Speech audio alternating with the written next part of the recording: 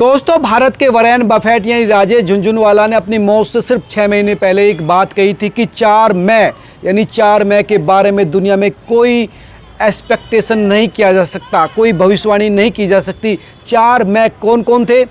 मौसम, मौत, मार्केट और महिला।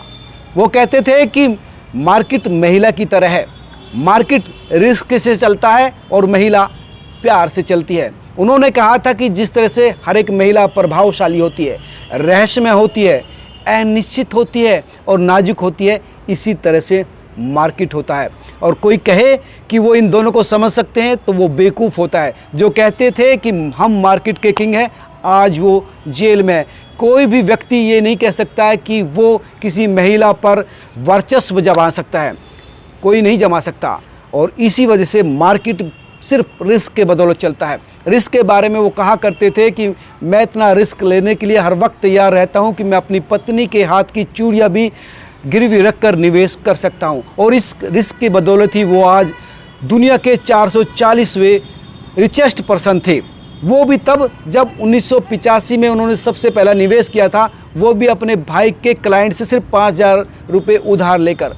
उधार के पैसे लिए टाटा टी का शेयर खरीदा जो उस वक्त 43 रुपये का था, और 3 महीने बाद ही वो शेयर 3 गुना बढ़ गया, 143 का हो गया।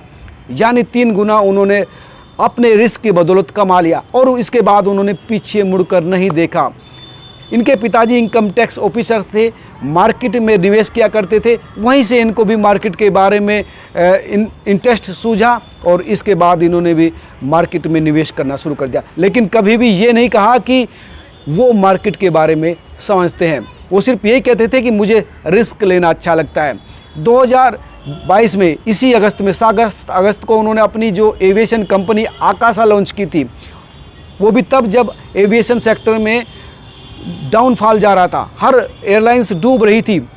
उन्होंने कहा था कि कई लोग सवाल पूछेंगे कि ऐसे हालत में जब ये बिजनेस नीचे जा रहा है, आप क्यों इसमें निवेश कर रहे हैं? तो उनका ये कहना था कि मुझे रिस्क लेने की आदत है, हो सकता है मैं असफल रह जाऊं, लेकिन मैं कोशिश करके देखूंगा। और उन्होंने हर जगह जहां पर भी हाथ लगाया वहां सफलता के झंडे गाड़े।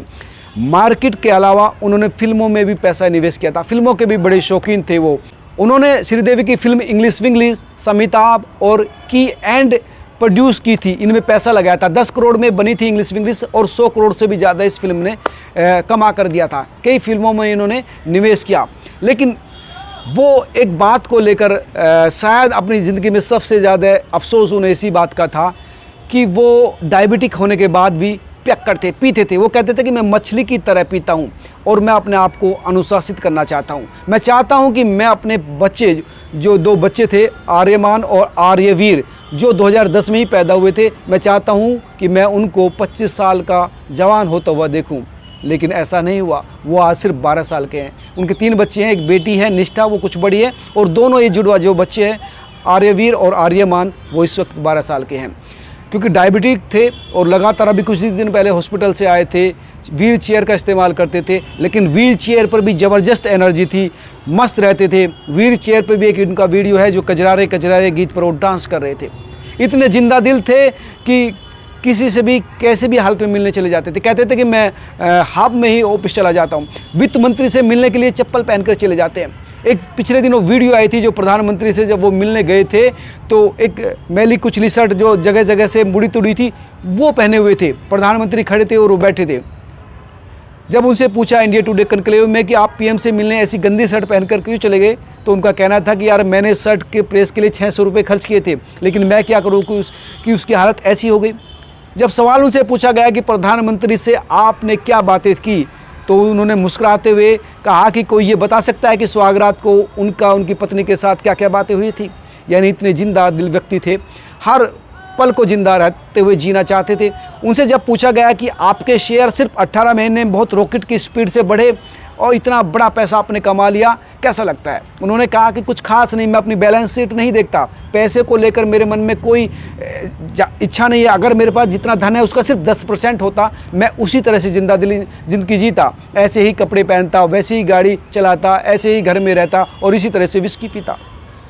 पैसा इतना ज़रूरी नहीं है, सिर्फ ज़रूरी है कि आप रिस्क लेकर मेहनत कर कर आगे बढ़ते रहे।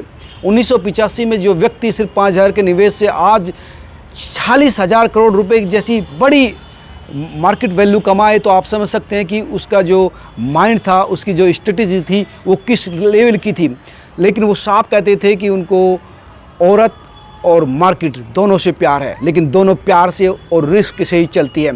और दोस्तों, राजेश झुनझुनवाला के इस समझ की वजह से ही वो इस तरह इतना बड़ा एस्टेट खड़ा कर पाए। राजेश झुनझुनवाला को बिग बुल कहा जाता था। 1989 में उन्होंने रेखा जी से शादी की थी। रेखा जी भी जो मार्केट इन्वेस्टर हैं, और दोनों ने मिलकर रारी नाम से एक कंपनी शुरू की थी, जिसमें RA राजेश के नाम से था और RE रेखा के नाम से था।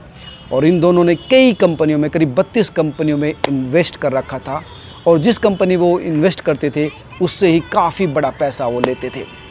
ऐसे व्यक्ति का यूँ चले जाना उनके चाहने वालों को, उनके फ़ैन को मायूस करने वाली खबर है। हम सब लोगों के लिए वो बहुत प्यारे इंसान थे, हंसमुख थे, मस्त रहते थे, रिस्क लेते थे।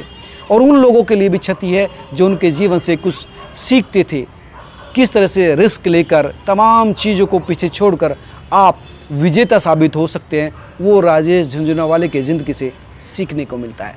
आप क्या सोचते हैं मुझे कमेंट करके ज़रूर बताना। ये एक ऐसी कहानी है जो लाखों लोगों को रास्ता दिखाएगी। नमस्कार।